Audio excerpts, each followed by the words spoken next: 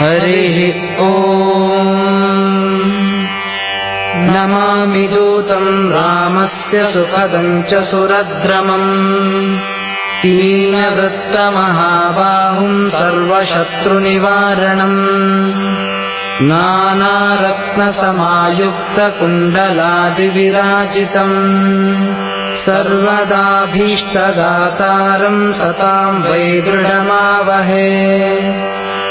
वासिनं चक्रतीर्थस्य दक्षिणस्थगिरौ सदा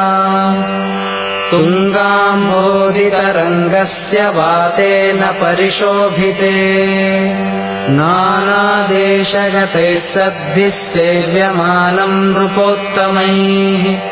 धूपदीपादिनैवेद्यैः पञ्चखाद्यैः स्वशक्तितः भजामि श्रीहनुमन्तं हेमकान्तिसमप्रभम्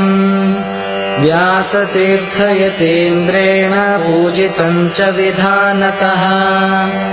त्रिवारं यः पठेन्नित्यं स्तोत्रं भक्त्या द्विजोत्तमः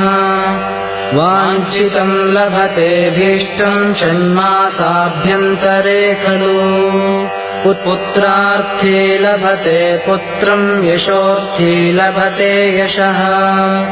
विद्यार्थी लभते विद्यां धनार्थी लभते धनम् सर्वथा मास्तु सन्देहो हरिः साक्षी जगत्पतिः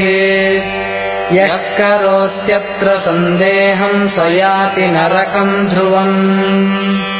इति श्रीव्यासराजविरचितम्